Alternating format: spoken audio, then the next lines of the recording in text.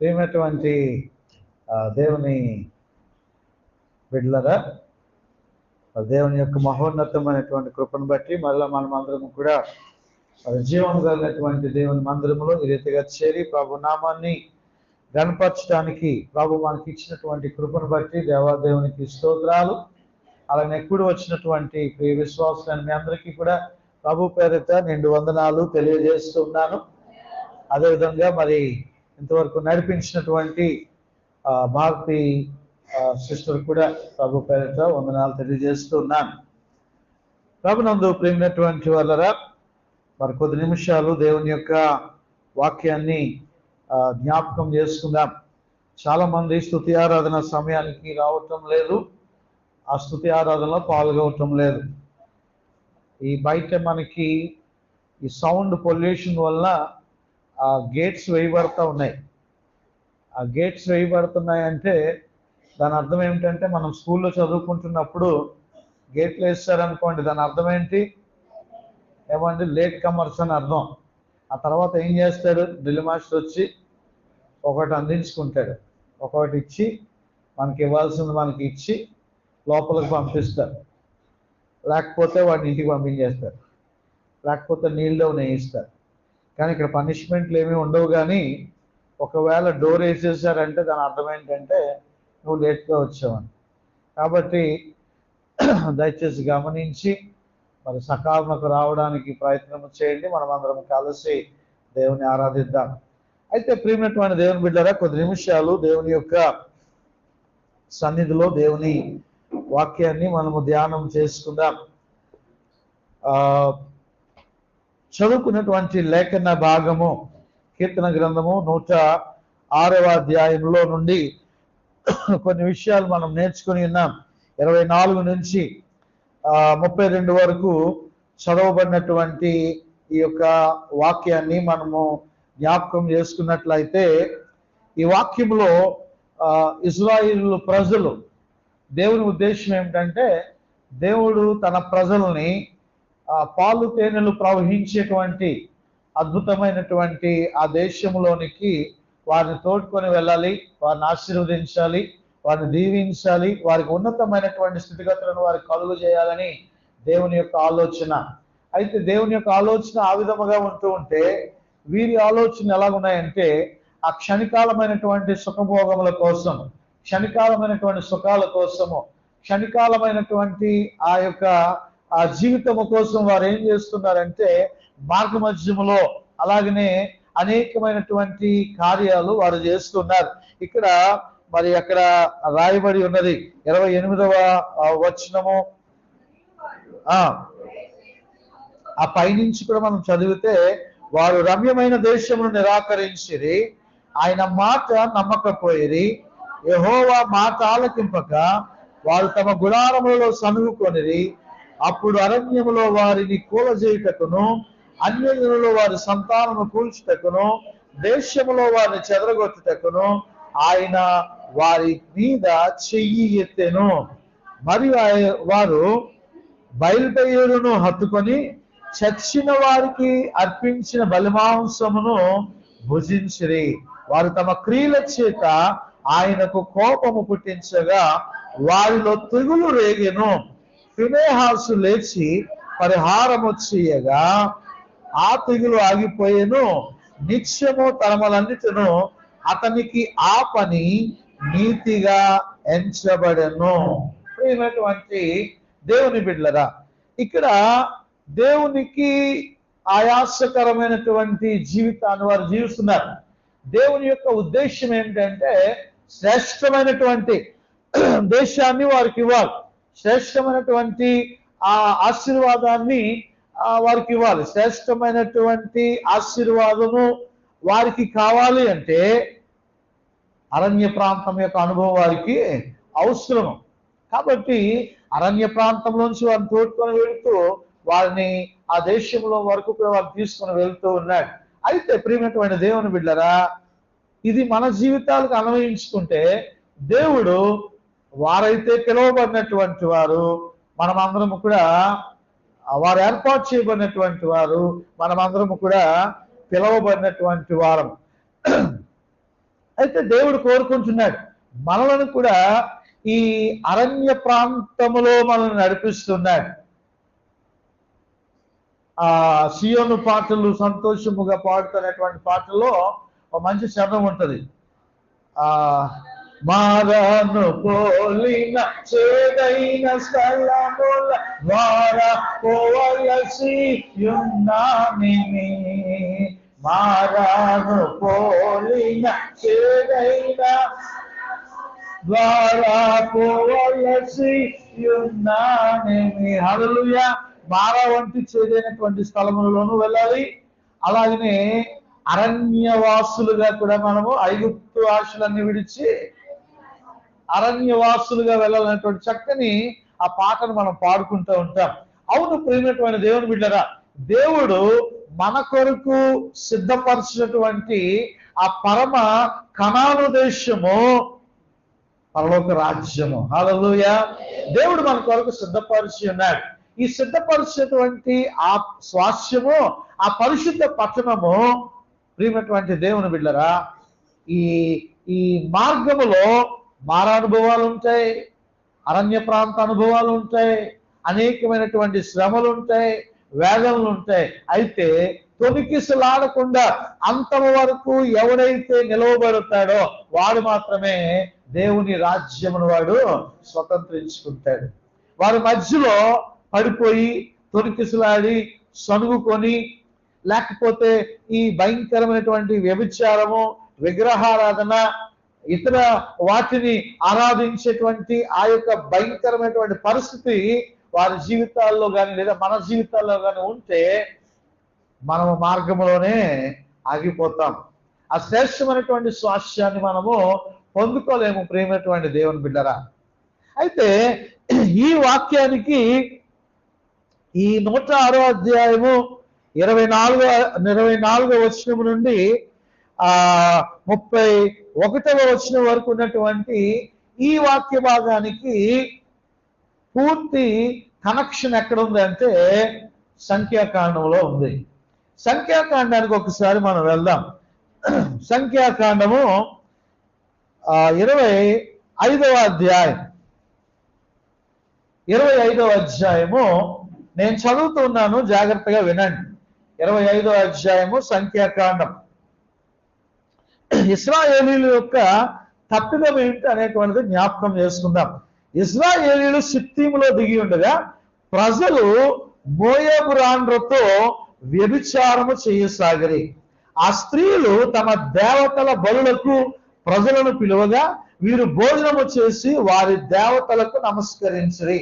అట్లు ఇశ్రాయేలు బయలుపేరుతో కలుసుకున్నందున వారి మీద యెహోవా కోపము రగులుకొనెను. అప్పుడు యెహోవా మోషేతో ఇట్లనెను, నీవు ప్రజల అధిపతులందరినీ తోడుకొని యెహోవా సన్నిధిని సూర్యునికి ఎదురుగా వారిని ఉరితీయము. అప్పుడు యెహోవా కోపాగ్ని ఇశ్రాయేలీయుల మీద నుండి తొలగిపోవునని చెప్పెను. ప్రియమైనటువంటి దేవుని బిడ్డరా, దేవుని ప్రజలైనటువంటి వారు దేవునికి మాత్రమే విధేయులై ఉండాల, దేవుని మాత్రమే నమస్కరించాలా, దేవుని మాత్రమే పూజించాల. సృష్టికర్త అయినటువంటి దేవుడు ఆయన. అంతేగాని మనము 2 పడవల మీద కాలేసినట్లుగా సగం దేవుడు, సగం జీవం కలిగినటువంటి దేవుడు, సగము వేరే రకమైనటువంటి రీతిలో మనము జీవించడానికి వీల్లేదు. పరిశుద్ధ గ్రంథంలో కూడా ఏమండి, నేను చాలాసార్లు చెప్పాను కదా, ఎవరైనా అలారముద్దుగా పెంచుకున్నటువంటి బిడ్డలు, ఆ బిడ్డ నీకే బిడ్డగా ఉండాలని కోరుకుంటావు. నిన్ను మాత్రమే నాన్న అని పిలవాలని కోరుకుంటావు, నిన్ను మాత్రమే నాన్నగారు లేదా డాడీ అని పిలవాలని కోరుకుంటావు, లేదా నిన్ను మాత్రమే అమ్మ అని పిలవాలని కోరుకుంటావు, నిన్ను మాత్రమే మమ్మీ అని పిలవాలని కోరుకుంటావు. అంతేగాని సర్వము చేసి నిన్ను నవమాసాలు మోసి కని పెంచి నిన్ను ప్రయోజకుని చేసి నీ కొరకు అహర్నిశలు కష్టపడి సమస్తమును సమకూర్చి నిన్ను ప్రయోజకుని చేసినటువంటి నీ తల్లిని, నీ తండ్రిని నీ మర్చిపోయి వేరే వారిని ఎవరైనా డాడీ అని పిలిస్తే, వేరే వారిని ఎవరైనా నాన్న అని పిలిస్తే ఎట్లాగుంటుంది అండి అది? లేదా అమ్మ అని పిలిస్తే, లేదా మమ్మీ అని పిలిస్తే అది ఎలాగుంటుంది? అది పిలవడానికి కానీ వినడానికి కానీ అది అంత సమంజసముగా ఉండదు. అది క్రమమైనటువంటి పద్ధతి కాదు, అది అక్రమమైనటువంటి పద్ధతి. కాబట్టి ప్రియమైనటువంటి దేవుని బిడ్డలారా, ఇక్కడ జీవము కలిగినటువంటి దేవుడు. అమ్మ లక్ష్మి గారు, మీరు ఒకసారి ఎలాగ వెళ్తే మంచిది. ప్రియమైనటువంటి దేవుని బిడ్డలారా, అక్రమమైనటువంటి ఆ స్థితిలో ఏ క్రైస్తవుడికి ఉండడానికి వీల్లేదు. ఎందుకంటే దేవుడు మనల్ని క్రమమైనటువంటి పద్ధతిలో మనం సృష్టించాడు. క్రమమైనటువంటి పద్ధతిలోనే ఆయన మార్గాలన్నీ కూడా తినని మార్గాలు, ఆయన మార్గాలు ఏమి కూడా తప్పిపోవు. అయితే ప్రియమైనటువంటి దేవుని బిడ్డలారా, వీరేం చేస్తున్నారు తెలుసా? వారు సిట్టిములో నుండి వారు వెళుతూ ఏం చేస్తున్నారంటే మార్గంలో మోయేబు రాండ్రతో వ్యభిచారము చేస్తున్నారంట. ఏమండి? వ్యభిచారం చేయడం మట్టుకే కాదు కానీ వారు ఆరాధించేటువంటి ఆ దేవతలతో పాటు కూడా వారు కలిసిపోయారు. ప్రియమైనటువంటి దేవుని బిడ్డలారా, వారితో కలిసిపోయి వారు చేసేటువంటి పనులన్నీ కూడా దేవుడు నిన్ను పరిశుద్ధముగా ఉండమని కోరుకుంటున్నాడు. మీ దేవుడైన యెహోవా పరిశుద్ధుడైన ప్రకారము మీరును పరిశుద్ధుడై ఉన్నది. ప్రతి దానికి ఒక క్రమమైనటువంటి పద్ధతిని దేవుడు నిర్ణయించాడు. భర్త సంతోషించడానికి భార్యని ఇచ్చాడు, భార్య సంతోషించడానికి భర్తనిచ్చాడు. ఒక క్రమబద్ధమైనటువంటి వివాహం అన్ని విషయములలో ఘనమైనటువంటిది. ఒక అద్భుతమైనటువంటి ప్రణాళికబద్ధముగా సృష్టి ఆరంభంలోనే ఆదాముని అవ్వని దేవుడు సృష్టించి ఒక క్రమమైనటువంటి పద్ధతిని పెట్టాడు. ఈ లోకంలో చాలా మంది క్రమమైనటువంటి పద్ధతులను విడిచిపెట్టి అక్రమమైనటువంటి పద్ధతులను వెతుక్కుంటూ ఉన్నారు. అక్రమంగా అనేక విధమైనటువంటి బాంధవ్యాలను పెంచుకుంటూ ఉన్నారు. ఇల్లీగల్ కాంటాక్ట్స్ పెట్టుకుంటూ ఉన్నారు. భయంకరమైనటువంటి వ్యభిచార కోపంలో దిగిపోతూ ఉన్నారు. వ్యభిచారం చేయకపోవచ్చేమో కానీ ఇదిగో ప్రియమైనటువంటి దేవుని బిడ్డలారా, అనేక మంది సెల్ ఫోన్ల ద్వారా వ్యభిచారస్తులు అయిపోతూ ఉన్నారు. వ్యభిచారంతో కూడినటువంటి ఆ భయంకరమైనటువంటి దృశ్యాలు చూసినటువంటి వారందరూ కూడా వ్యభిచారులే. వారందరూ కూడా వ్యభిచారం చేసినటువంటి వారితో సమానం. నేను వ్యభిచారిని కాను అనడానికి వీల్లేదు, వారు ఖచ్చితంగా వ్యభిచారులే. కాబట్టి ప్రియమైనటువంటి దేవుని బిడ్డలారా, ఇక్కడ వారు ఇశ్రాయేలు ప్రజలు, తన సొత్తైనటువంటి ప్రజలు ఇప్పుడు ఏం చేస్తూ ఉన్నారో తెలుసా? మోయేబు రాండ్రతో వ్యభిచారం చేస్తూ ఉన్నారు. మన దేవుడు పక్షపాతి కాదు. తన ప్రజలైనప్పటికీ కూడా ఒకే పనిష్మెంట్. ఏమండి? తన బిడ్డలైనా తన దాసులైనా ఎవరైనా సరే, ఇదిగో క్రైస్తవులకు ఒక రూలు, బయట వారికి ఒక రూలు కాదు. పాపము పాపమే. వారు పాపము చేసిన అదే శిక్ష, మనము పాపము చేసిన అదే శిక్ష. మార్పు లేదు అందులో. ఇక్కడ మనం చూస్తున్నాం ప్రియమైనటువంటి దేవుని బిడ్డలారా, మోయేబు రాండ్రతో వీరు వ్యభిచారం చేస్తున్నారు. ఎప్పుడైతే మోయేబు రాండ్రతో వీరు వ్యభిచారం చేస్తున్నారో ప్రియమైనటువంటి దేవుని బిడ్డలారా, యెహోవా కోపము రగులుకొనెను. దేవుని కోపం రగులుకుంది. అక్షరం చదువుతున్నాం చూడండి.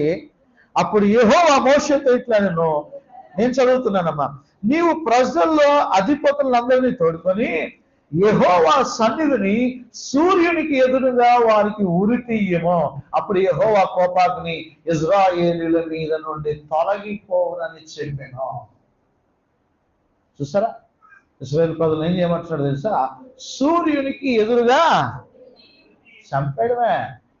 నీ పాత నిబంధన గ్రంథంలో యేసుక్రీస్తు ప్రభువారి యొక్క కృప ఇంకా అక్కడికి రాలేదు కాబట్టి తండ్రి అయినటువంటి దేవుడు రోషము కలిగినటువంటి దేవుడు. ప్రతి పాపానికి పనిష్మెంట్ ఉంటుంది. వ్యభిచారానికి చూడండి ఎంత పనిష్మెంటో, ఉరి తీసేయడమే. ఏమండి? ప్రియమైనటువంటి దేవుని బిడ్డలారా, అందుకే యేసుక్రీస్తు ప్రభువారు వచ్చిన తర్వాత మనకి కృప దొరికింది. మళ్ళా మనం యూటర్న్ తీసుకుని దేవుని స్తుతించి ఆరాధించి క్షమాపణ అడుక్కోవడానికి ఒక మార్గం దొరికింది. ఆయన సన్నిధిలో మోకరించి ప్రార్థన చేసి ప్రభువా నేను పాపిని అని చెప్పుకోవడానికి ఒక అవకాశం దొరికింది. ఇక్కడ ఇశ్రాయేలు ప్రజలకు ఒక అవకాశం లేదు. వారు ధన్యులా, మనం ధన్యులమా? ఏమండి? మనమే ధన్యులము. ఎందుకంటే యేసుక్రీస్తు ప్రభు వారి యొక్క అమూల్యమైనటువంటి ఆయన రక్షణ ద్వారా, ఆయన మనకి ఇచ్చినటువంటి రక్షణ ద్వారా మనం విడుదల పొందగలుగుతున్నాం. హల్లెలూయా.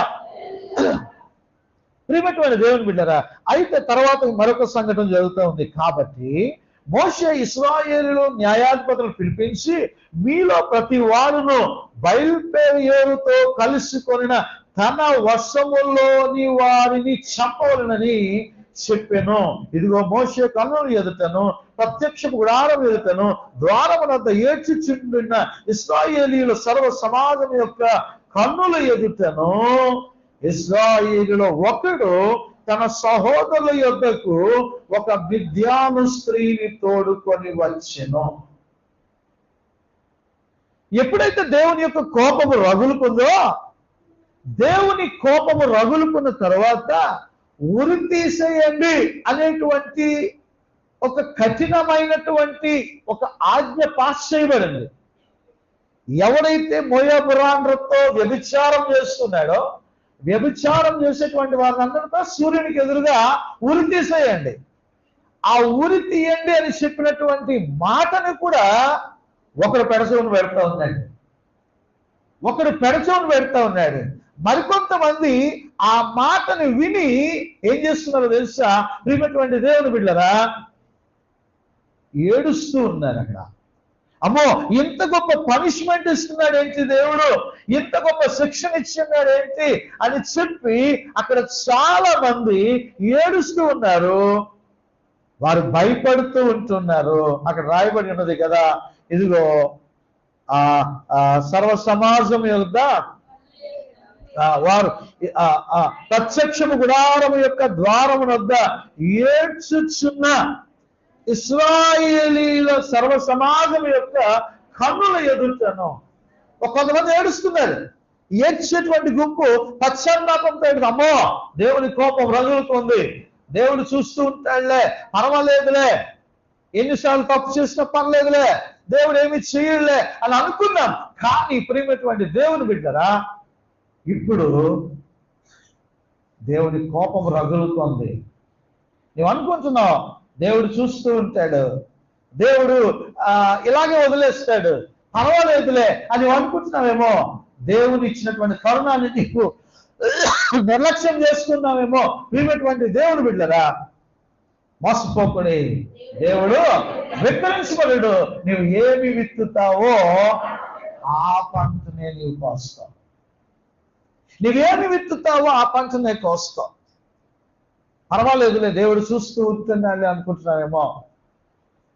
హెచ్చరిక చేయబడింది.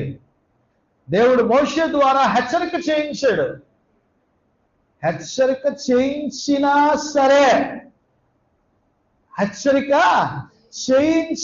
సరే అందులో ఒకడు ఏం చేస్తున్నాడు? ఒక మిద్యాను స్త్రీని తీసుకుని వచ్చాడు. ఎక్కడ తీసుకుని వచ్చాడు? తన సహోదరుల దగ్గరికి తీసుకుని వచ్చాడు. దాని అర్థం ఏమిటి? ఒక స్త్రీని పెట్టుకొని ఆ సహోదరులందరూ కలిసి వ్యభిచారము చేయడానికి, పాపము చేయడానికి తీసుకుని వస్తున్నాడు. ప్రియమైనటువంటి దేవుని బిడ్డరా, దేవుడు మనల్ని లోకములో ప్రత్యేకంగా దేవుడు మనల్ని బ్రతకమన్నాడు. లోకంలో మనల్ని ప్రత్యేకంగా దేవుడు ఉండమన్నాడు. వారితో కలిసి ఉండడం కాదు, వారితో కలిసి తిని త్రాగడం కాదు. పోయిన శుక్రవారం నేను తెలియజేస్తున్నాను కదా, చిన్న కుమారుడు కుటుంబ సహవాసాన్ని వదిలేశాడు, తండ్రి సహవాసాన్ని వదిలేశాడు, ఫ్యామిలీ రిలేషన్షిప్ వదిలేశాడు. దేంతో సహవాసం చేస్తున్నాడు? పందులతో సహవాసం చేస్తున్నాడు. అయితే ప్రియమైనటువంటి ఇంకా కొంతమంది భయంకరమైనటువంటి స్నేహితులు ఉంటూ ఉంటారు. వ్యభిచారము, జారత్వము, ఈ లేనిపోయినటువంటివి షేర్ చేయడాలు, అశ్లీలమైనటువంటివి షేర్ చేయడాలు. నువ్వు చెరపకురా చెడు అనేటువంటి మాట ఉంటుంది కదా, ఆ విధంగా వాడు చెడిపోతూ ఉంటాడు, నిన్ను చెడగొడతా ఉంటాడు, నిన్ను పాపపు ఊబిలోనికి తీసుకుని వస్తూ ఉంటాడు. ప్రియమైనటువంటి దేవుని బిడ్డరా, ఇక్కడ మనం జ్ఞాపకం చేసుకున్నట్లయితే ఇంత హెచ్చరిక చేసిన వారిలో ఒకడు ఒక మోయేబు స్త్రీని తీసుకుని వచ్చాడు సహోదరుల దగ్గరికి వ్యభిచారము చేయడానికి. చూడండి, అక్కడ మనం చదువుతూ ఉంటున్నాము.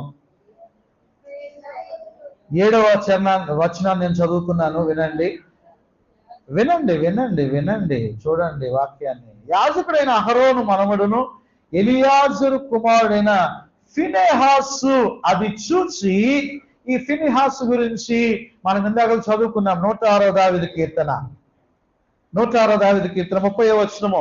ఫినెహాసు లేచి పరిహారము చేయగా ఆ తెగులు ఆగిపోయాను. ఇక్కడ ఫినెహాసు ఈ విషయాన్ని మళ్ళా ఇక్కడ మనం జ్ఞాపకం చేసుకుంటూ ఉన్నాం.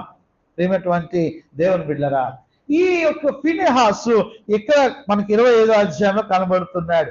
ఇదిగో యాజకుడైన అహరోను మనవడును ఎలియాజరు కుమారుడైన ఫినెహాసు అది చూచి సమాజము నుండి లేచి ఈటెను చేత పట్టుకొని పడక చోటికి ఆ ఇశ్రాయేలు వెంబడి వెళ్ళి ఆ ఇద్దరిని అనగా ఇశ్రాయేలీయుని ఆ స్త్రీని కడుపులో గుండా దూసుకొని పోనట్లు పొడిచెను. అప్పుడు ఇశ్రాయేల్లో నుండి తెగులు నిలిచిపోయాను. 24,000 మంది ఆ తెగులు చేత చనిపోయేది. ప్రియమైనటువంటి దేవుని బిడ్డలారా, ఏ పాపము చేయాలని ఆ ఇశ్రాయేలీయుడు ఆశపడి ఉన్నాడో ఆ ఇశ్రాయేలీయుణ్ణి అదే ప్రకారంగా ఆ మోయేబు స్త్రీని ఇద్దరిని కూడా ఈటతో ఒక్క పోటుతో వాళ్ళిద్దరిని కూడా దిగిపోయింది. ఆ పోటు ఎలాగట, ఒకరిని స్త్రీ కడుపులో గుండా ఇద్దరి కడుపులోంచి ఒకటే పోటు చంపేశాడు. అంతే. ఎందుకు చంపేశాడు?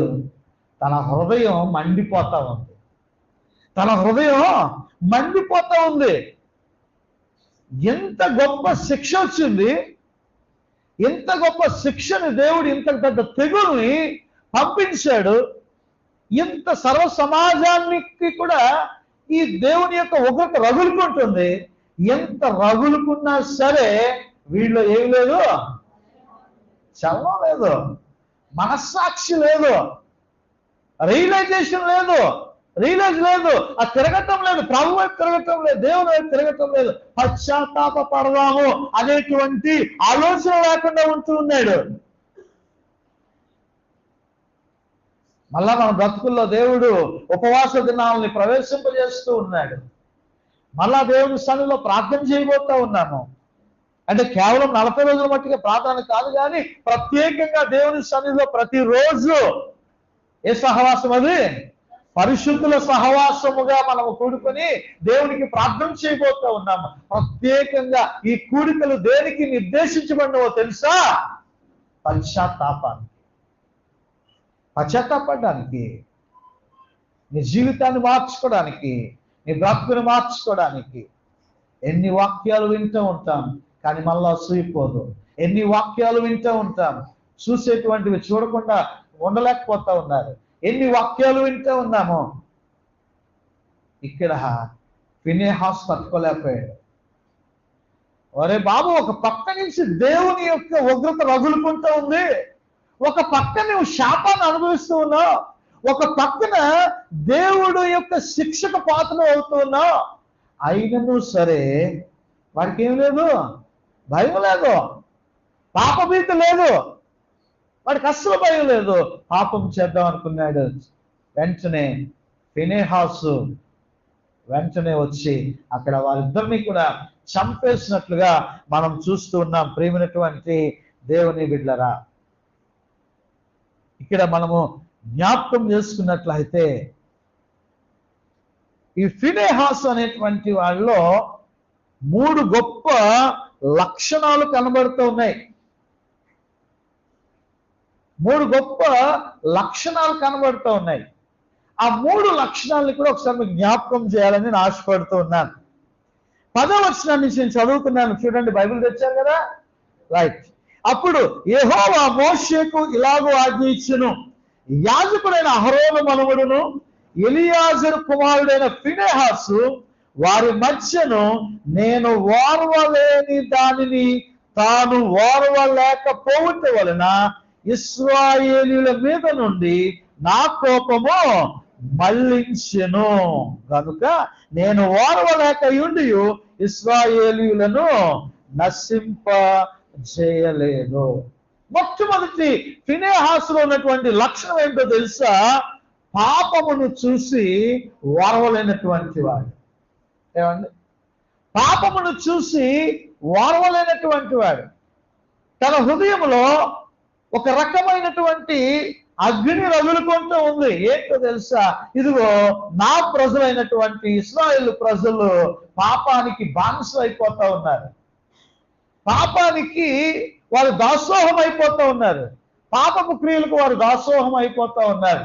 ప్రియమైనటువంటి దేవుని బిడ్డరా, ఎంతమంది ఈ దినాల్లో మన దేశంలో జరుగుతున్నటువంటి ఈ భయంకరమైనటువంటి సంఘటనలను బట్టి, వ్యభిచారం బట్టి, దుర్మార్గతను బట్టి, జాలత్వాన్ని బట్టి, వీటన్నిటిని బట్టి ఈ మధ్యకాలంలో నేను విన్నాను, ఏదో మొబైల్ ఫోన్లో ఈ మన ఉన్నటువంటి ఆంధ్ర ఎవరైనా ఏ పార్టీ వారైనా మంచి పని చేస్తే వారిని మంచిగానే మనం మాట్లాడాలి. ఈ పిల్లలకి, ఈ యవనస్తులకి, టీనేజ్ వాళ్ళకి ఈ మొబైల్లో ఈ భయంకరమైనటువంటి దృశ్యాలు ఏమీ రాకుండా ఇప్పుడు కొత్తగా ఏదో ఒకటి తయారు చేస్తూ ఉన్నారంట.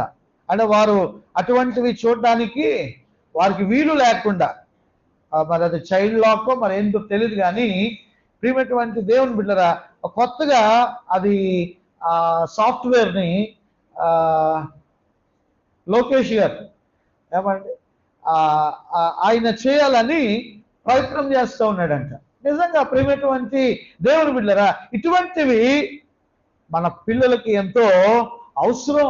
వారు పాడైపోకుండా. మరొక మాట చెప్పమంటారా? పిల్లల కన్నా పెద్దోళ్ళు దారుణంగా తయారయ్యారు. ఏమండి? ఇప్పుడు ఆడోళ్ళేంటి, మగోళ్ళేంటి, షాపుల్లో ఏంటి, ఉద్యోగాల్లో ఏంటి, పార్కుల్లో ఏంటి, అది కూడా ఎక్కువగా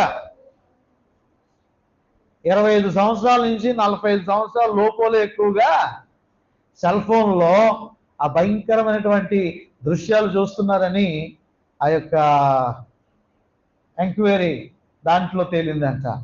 ప్రియమైనటువంటి దేవుని బిడ్డలరా, నేను జ్ఞాపకం చేస్తున్నాను, భయంకరమైనటువంటి పాపం.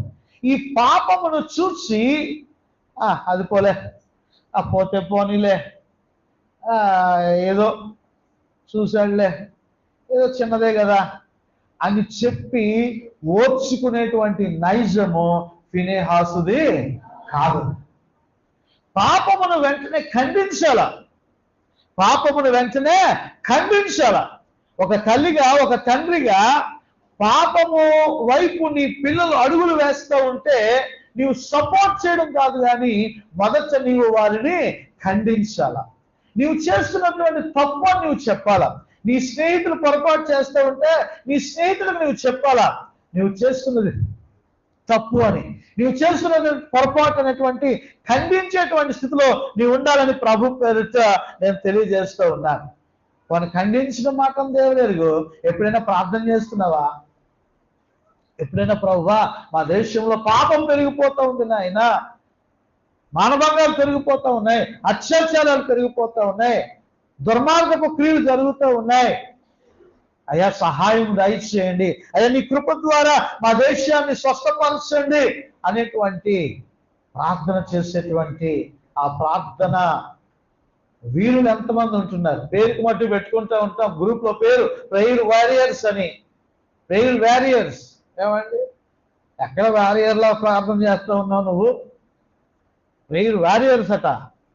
ఏమండి? నువ్వు ప్రార్థన చేస్తున్నావా? ప్రార్థనా యోధుడిలాగా నీవు మోకరించి ప్రార్థన చేస్తూ ఉన్నావా? నీ దేశం కొరకు కాదు, ఎంతసేపు నేను నా కుటుంబం అని కాదు. ఫినెహాస్ ఓర్చుకోలేకపోతా ఉన్నాడు. తనలో ఓర్పు అనేటువంటిది సహించుకోలేకపోతా ఉన్నాడు. కొంతమందికి ప్రియమైనటువంటి దేవుని బిడ్డరా, దిద్దుబాటు అంటే వారికంట అసహ్యం అంట. 50వ దావీదు కీర్తన ఒకసారి చూడండి. కీర్తన గ్రంథము 50వ అధ్యాయం, కీర్తన గ్రంథము 50వ అధ్యాయము 17వ వచనము. దిద్దుబాటు నీకు అసహ్యము కదా, నీవు నా మాటలను వెనకకు త్రోసివేసెదవు. నీవు దొంగను చూసినప్పుడు వానితో ఏకీభవించదవు, వ్యభిచారులతో నీవు సాంగత్యము చేసెదవు. కీడు చేయవలన నీవు నోరు తెరచుచున్నావు, నీ నాలుక కపటము కల్పించుచున్నది.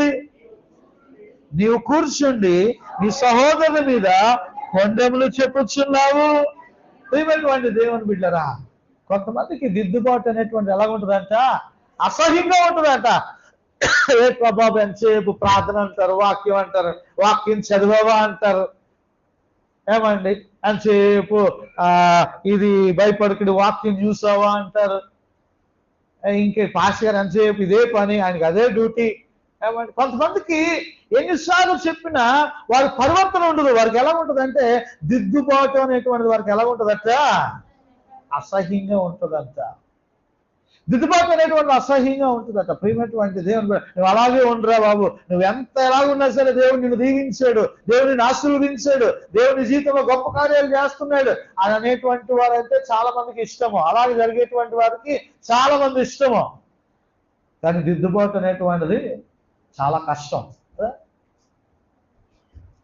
నిజమైనటువంటి గద్దించేటువంటి వాక్యము ఎక్కడ వినబడుతుందో అక్కడికి మనం వెళ్తేనే దీవించబడతాం. అంతేగాని ఏదో 4 మాటలు దేవుడు నిన్ను దీవించాడు, దేవుడిని ఆశీర్వదించాడు అని ఒక 4 పాటలు పాడేసుకొని, మొన్న ఇక్కడ మ్యూజిక్ మన రాజ్ ప్రకాష్ పాల్ గారు మంచి మీటింగ్స్ జరిగాయి, చాలా మంది వెళ్ళారు. కానీ అందులో యవనస్తులకి పరిశుద్ధత కూడా నేర్పించాల్సిన అవసరం ఎంతైనా ఉంది. మన రవితో పాటు ఎవరో ఒక ఫ్రెండ్ని తీసుకెళ్ళాడట, కూడా ఫ్రెండ్ని తీసుకెళ్ళాడట. మంచి మ్యూజిక్, మంచి సౌండ్ సిస్టమ్ కదా. వాడు అన్నాడంట, ఆ ఫ్రెండ్ అన్నాడంట, అరే రవి, మా పబ్బుల్లో కూడా మేము అలాగే గెలుపుతాం అన్నాడంట. ఏమన్నాడట, మా పబ్బులో మేము కూడా ఇలాగే గెలుపుతాం అన్నాడంట. ఏమండి పాటలు వేసినప్పుడు, మ్యూజిక్ వేసినప్పుడు డ్యాన్స్లు పెట్టేసుకొని. ప్రియమైనటువంటి దేవుని బిడ్డరా, పరిశుద్ధత అనేటువంటిది దానికి ఒక లిమిట్ ఉంది. ఏమండి అది మనం దాటి విపరీతమైనటువంటి ఆలోచనలకు వెళ్ళిపోయి ఇక బయట ఉన్న వారికి మనకి తేడా లేనటువంటి ఆ స్థితిలో మనం ఉండడానికి వీళ్ళు స్తుతించాలి, ఆరాధించాలి, చేతులెత్తి దేవుని గణపరచాలి, దేవుని స్తుతించాలి. దావీదు వలె నాట్యం చేయమన్నాడు కదా అని చెప్పి డిస్కో డ్యాన్సులు చేసేస్తే అలాగా. ప్రియమైనటువంటి దేవుని బిడ్డగా మనం జ్ఞాపకం చేసుకోవాలి. కాబట్టి నేను ఎందుకు ఈ మాట తెలియజేస్తున్నానంటే, మన క్రైస్తవ జీవితంలో కూడా పరిశుద్ధత అనేటువంటిది మనం అలవర్చుకోవాలి. పరిశుద్ధమైనటువంటి ఆరాధన ఉండాలి, పరిశుద్ధమైనటువంటి జీవితం మనం కలిగి ఉండాలి. ఈ యొక్క ఫినెహాసు పాపమును చూసి ఓర్చుకోలేనటువంటి పరిస్థితి. నిజంగా మన మిషనరీలు భారతదేశానికి వచ్చి ఎక్కడో పుట్టారు, ఏదో దేశంలో పెరిగారు, ఇక్కడికి వచ్చి వారు సమర్పించుకొని అనేకమైనటువంటి బాల్య వివాహాలు, వితంతు వివాహాలు, సతీ సహగమనము, కుల వ్యవస్థ, ఈ దళితులను చిన్నచూపు చూడటము, ఇటువంటి భయంకరమైనటువంటి ఆ యొక్క మూఢాచారాల నుండి మిషనరీలు ఓర్వలేక, వారు ఓర్చుకోలేక ఈ భారతదేశంలో ఉన్నటువంటి ప్రజలు ఇలాగ నలిగిపోతూ ఉన్నారు, ఇలాగ పాడైపోతూ ఉన్నారు, వీరిని బానిసత్వంలో నుంచి తప్పించాలి అని చెప్పి వారు వచ్చి వారి జీవితాలను పణంగా పెట్టి వారు ఓర్వలేక అనేక మంది జీవితాల్లో వెలుగులు నింపారు. హల్లెలూయా. కనీసం హల్లెలూయా అని చెప్దాం, దేవునికి స్తోత్రం. మన మిషనరీని బట్టి దేవునికి స్తోత్రం. దేవుడు పంపించినటువంటి విధానం బట్టి దేవునికి స్తోత్రం. ఏమిటంటే దేవుని బిడ్డరా, నీతిమంతులను జ్ఞాపకం చేసుకోండి ఆశీర్వాదకరం అంటారు. వారు నీతిమంతులే. ఇక్కడికి వచ్చి వారి ప్రాణాలు అక్కడ సమాధి, ఇప్పుడు మనకు సమాధి అక్కడే చేయాలని కోరుతూ ఉంటారు. అక్కడే జైలు రోడ్లో. కానీ అమెరికాలో నుంచి ఇక్కడికి వచ్చేసి ఇక్కడే కప్పెట్టేశారు వాళ్ళని. ఎక్కడెక్కడో లండన్ నుంచి వచ్చి ఇక్కడే కప్పెట్టేశారు వాళ్ళని. వాళ్ళు ఇంకా అక్కడికి వెళ్ళాలి, అక్కడ సమాధులు చేయించుకో, వీటి గురించి తాపత్రయం లేదు వారికి.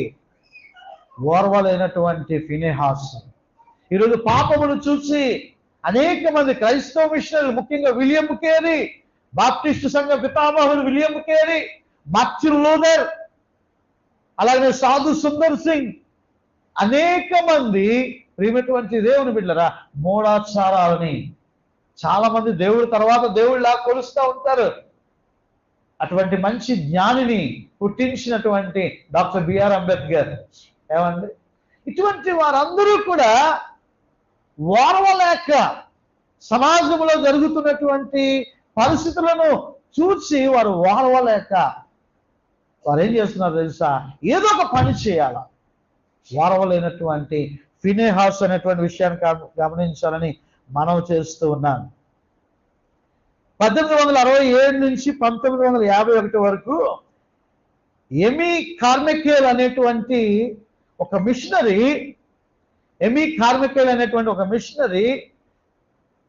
దక్షిణ భారతదేశానికి వచ్చి ఈ దక్షిణ భారతదేశంలో ఉన్నటువంటి ఈ జోగిని వ్యవస్థ, దేవదాసి వ్యవస్థ, ఈ జోగిని వ్యవస్థ, దేవదాసి వ్యవస్థ ఏంటంటే అమ్మాయిల్ని, యువతుల్ని తీసుకుని వెళ్ళి ఆ దేవతలకి అర్పించేసామని చెప్పి వారికి ఇచ్చేది మాట. ఈ దేవతలకి ఇచ్చేసాము, వారి పేరు మీద పెట్టి వారికి మేము అప్పగించేసామని చెప్పేసి ఈ జోగిని వ్యవస్థని, ఈ దేవదాసి ఈ అమ్మాయిల్ని నిర్మానుష్యంగా చిన్న పిల్లల్ని అమ్మాయిల్ని చిన్నతనం నుంచే ఆ జోగిని వ్యవస్థ పంపించేసేవారంట. అయితే ప్రియమైనటువంటి దేవుని బిడ్డరా, వాళ్ళ పరిస్థితి ఎలాగైందంటే వారు ఇంకా పెళ్లిళ్ళు చేసుకోకూడదు. వారు సమాజంలో వారు పెళ్లిళ్ళు చేసుకునేటువంటి కుటుంబ వ్యవస్థ వారికి లేదు. ఏం చేసేటువంటి వారంటే పెద్ద పెద్ద భూస్వాములు అయినటువంటి వారు, గ్రామ పెద్దలు, వీరు ఏం చేసేవారంటే వారిని బలవంతంగా లైంగిక దాడి చేసేటువంటి వారు, వారి మీద బలవంతంగా లైంగిక దాడి చేసేటువంటి వారు, అనేక విధాలుగా వారిని చెడగొట్టేటువంటి వారు. ఇక వారి జీవితం అంతే, వారి బతుకంతే. దేవతలకు అంకితం చేసేసాం, వాళ్ళ పేరేంటుంది, దేవదాస్యులు, జోగిని వ్యవస్థ. ప్రియమైనటువంటి దేవుని బిడ్డలారా, నేను జ్ఞాపకం చేస్తున్నాను, వీరి దగ్గరికి ఎమీ కార్మికేల్ అనేటువంటి ఈ మిషనరీ వెళ్ళి అద్భుతమైనటువంటి పరిచయం చేసి ఈ జోగిని వ్యవస్థని రూపుమాపడం కోసం ఆ యువతులందరినీ కూడా చేర్చుకొని, ఆ యువతులందరినీ కూడా తన దగ్గర పెట్టుకొని ఒక మంచి ఆ యొక్క సంస్థ డోనర్ ఫెలోషిప్ అనేటువంటి ఒక సంస్థను ఏర్పాటు చేసి ఒక ఆశ్రయపురం కట్టించింది. అక్కడ తీసుకొని వచ్చి ఈ దేవదాసి వ్యవస్థ పాడు చేసినటువంటి ఆ యువతులని వారందరిని తీసుకొని వచ్చి అద్భుతమైనటువంటి సేవా పరిచయం చేసింది. ఎందుకో తెలుసా, పాపాన్ని చూసి వారవలేనంటాను. ఈరోజు నీవు చూస్తూ జరిగిందిలే, వార్తలు వింటూ ఉంటావు.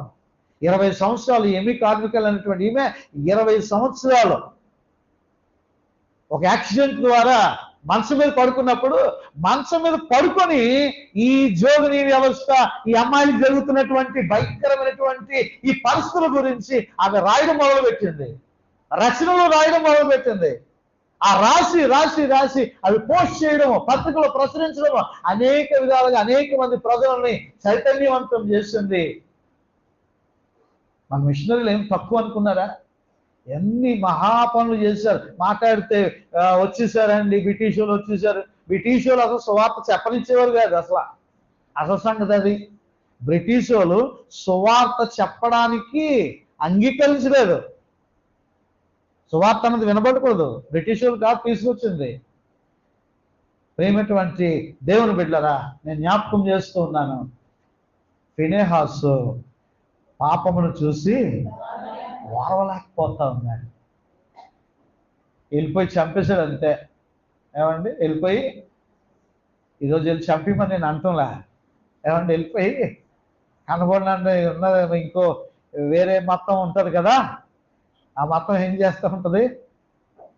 చంపేయడమే, బాంబులెట్టి లేపేయడమే. ఏమండి కదా.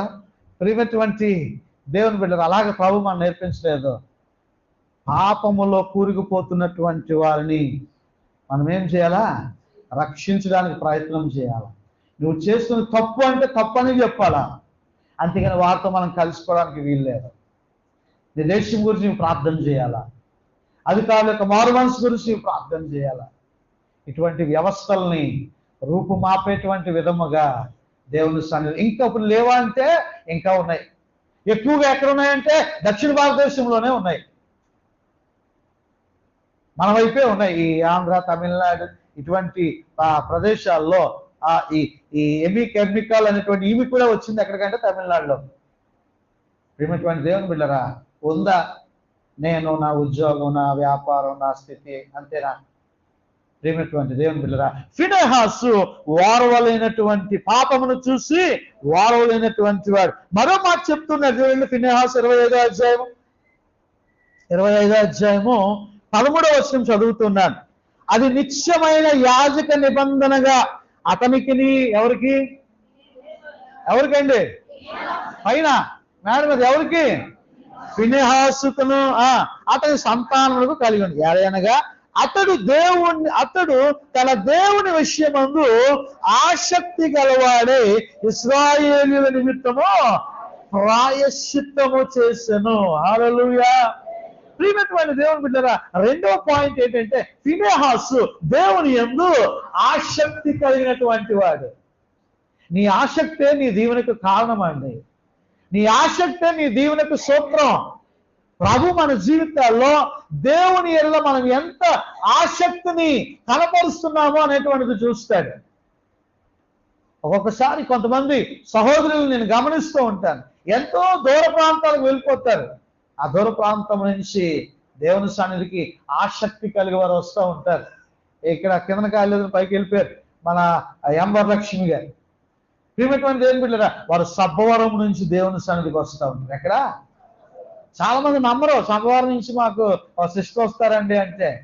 ఏమండి, దేవుడు నిజంగా ఆసక్తిని బట్టి నిజంగా అదే ఆసక్తితో ఆమె దేవుని సన్నిధికి వస్తూ ఉన్నారు. ప్రియమైనటువంటి దేవుని బిడ్డగా తన కుమారుడికి ప్రాణాపాయం జరగవలసినటువంటి యాక్సిడెంట్ నుంచి దేవుడు తప్పించాడు రవికుమార్ని. తన కుమార్తెకి మంచి లోటు లేనటువంటి ఒక భర్తను దయచేశాడు. తన కుమార్తెకు చక్కని కుమార్తెను దేవుడు దయచేశాడు. ఆసక్తిని బట్టే నువ్వు ఎప్పుడో వెళ్తాంలే, శుక్రవారమే కదా, పలానా రోజే కదా, ప్రార్థన చేయకపోతే ఏంటి, వాక్యం చదవకపోతే ఏంటి, గుడికి టైంకి వెళ్ళకపోతే ఏంటి? నీలో ఆసక్తి ఎక్కడుందండి? నీ ఆసక్తిని బట్టే నీకు ఆశీర్వాదాలు ఉంటాయి. ఫినెహాసును బట్టి ఇక్కడ వాక్యం చెప్తూ ఉంది, ఇదిగో అతడు దేవుని విషయమందు ఆసక్తి గలవాడే ఇశ్రాయేలీయుల నిమిత్తము ప్రాయశ్చిత్తము చేసెను. ఈరోజు సర్వ మానవాళి పాపముల కొరకు ప్రాయశ్చిత్తము ఎవరు చేశారు? యేసుక్రీస్తు ప్రభు. హల్లెలూయా. ఈరోజు నీవేమి ప్రాయశ్చిత్తము చేయవసరం లేదు, కానీ మోకరించి ప్రార్థన చేయి అంతే. ఏమండి, ప్రాయశ్చిత్తం అనేటువంటి ఆ మాటని యేసు శిలువలో అయినా నెరవేర్చేశారు. అటువంటి ప్రార్థన యందు నీకు ఆసక్తి ఉందా? మూడో విషయం ఏంటో తెలుసా? ఫినెహాసు గురించి పక్కకి వెళ్దాం. 31వ అధ్యాయంలోనికి వెళ్దాం. 31వ అధ్యాయము 6వ వచనం ఒకసారి చూద్దాం. మోషే వారిని అనగా ప్రతి గోత్రము నుండి 1000 మందిని యాజకుడగు ఎలియాజరు కుమారుడైన ఫినెహాసును పంపెను. అతని చేతిలోని పరిశుద్ధమైన ఉపకరణములను ఊదుటకు హోరలను యుద్ధములకు పంపెను. హల్లెలూయా. ఫినెహాసు చేతులు ఏమున్నాయంట? పరిశుద్ధమైన ఉపకరణములు ఉన్నాయంట. ఏమండి? పరిశుద్ధమైనటువంటి ఉపకరణములు. నీ చేతిలో ఉందా పరిశుద్ధమైనటువంటి ఉపకరణం? ఏది చూపించండి. పరిశుద్ధమైనటువంటి ఉపకరణం, పరిశుద్ధకరమైనటువంటి ఉపకరణం ఏది? ఏమై పొర్ణ మార్కెట్కి చేపలు కొనుక్కోవడానికి వచ్చేవా? మార్కెట్ పట్టుకొని బ్యాగ్ పెట్టుకొని. ఏమండి? హల్లెలూయా. ప్రియమైనటువంటి దేవుని బిడ్డరా, ఇదిగో విశ్వాసుల యొక్క చేతుల్లో పరిశుద్ధ ఉపకరణములు ఉండాలా. విశ్వాసుల యొక్క చేతుల్లో, వారి ఇళ్లలో పరిశుద్ధమైనటువంటి దేవుని యొక్క వాక్యం ఉండాలా. ఆ ఇంటికి వెళ్ళగానే అది పరిశుద్ధమైనటువంటి ఇల్లు, ఇది దేవుని గృహము. కొంతమందికి దేవుని వాక్యం పెట్టుకోవాలంటే సిగ్గు. ఏమండి? అలా గోడలు పాడైపోతాయండి. ఏమైపోతాయంట? ఇది గోడలు పాడైపోతాయంట. గోడల మాట దేవుడు, నువ్వు పాడైపోతావు వాక్యాలు పెట్టుకోకపోతే. ఏమండి? ప్రియమైనటువంటి దేవుని బిడ్డలారా, ఫినెహాసు ఉపకరణములు ఉంటూ ఉన్నాయి. నీ చేతిలో ప్రార్థన, నీ చేతిలో వాక్యము,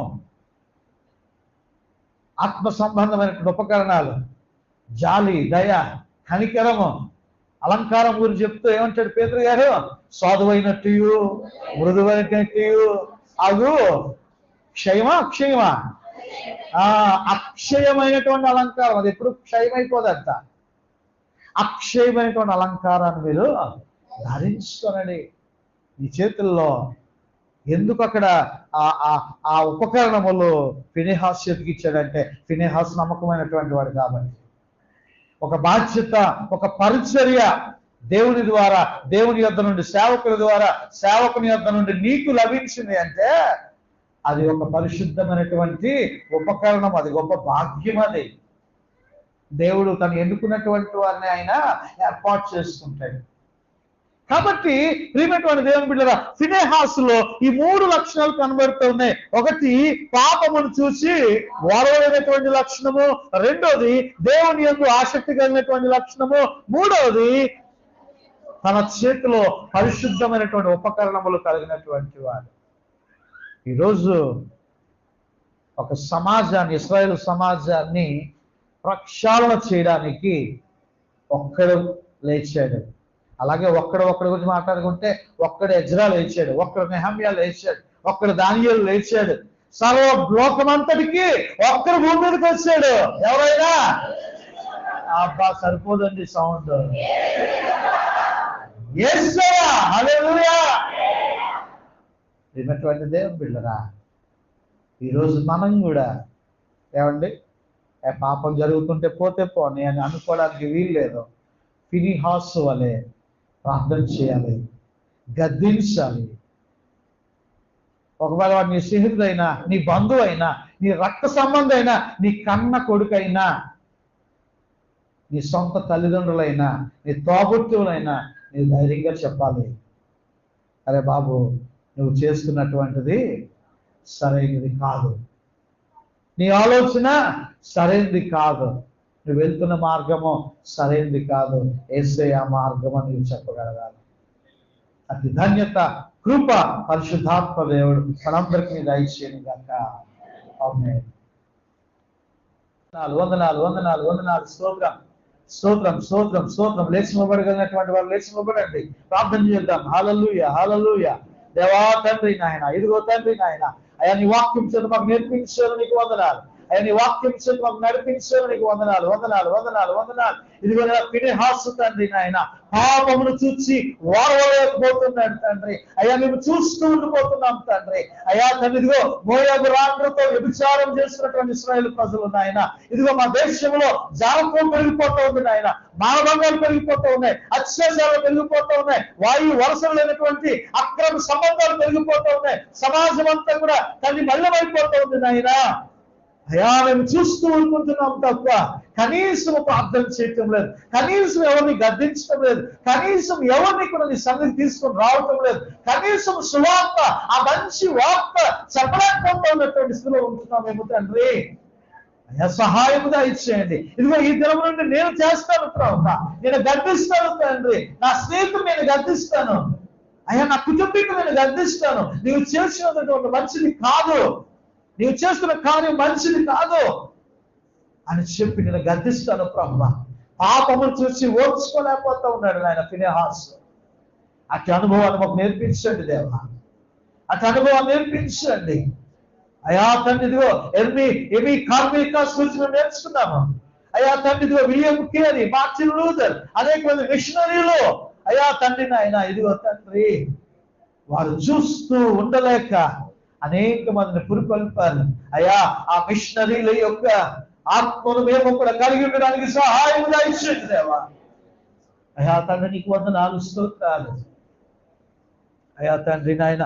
ఇదిగో దేవా నాయన మేము ప్రార్థిస్తూ ఉంటున్నాం, సహాయం దయచేయండి అయ్యా తండ్రి. దేవుని యందు ఆసక్తి కలిగినటువంటి వాడికి ఫినెహాసు అయ్యా, ఆసక్తిలో తండ్రి మేము అంధ్యం అయిపోయామేమో తండ్రి అయ్యా. నీ సన్నిధి పట్ల ఆసక్తి లేదు, ప్రార్థన వల్ల ఆసక్తి లేదు, వాక్యముతో ఆసక్తి లేదు అయ్యా తండ్రి. ఆసక్తి లేనటువంటి వారిగా మేము ఉంటున్నామేమో అయ్యా తండ్రి నాయన. ఆసక్తి కలిగి నేను ఆరాధించడానికి సహాయం దయచేయండి దేవా.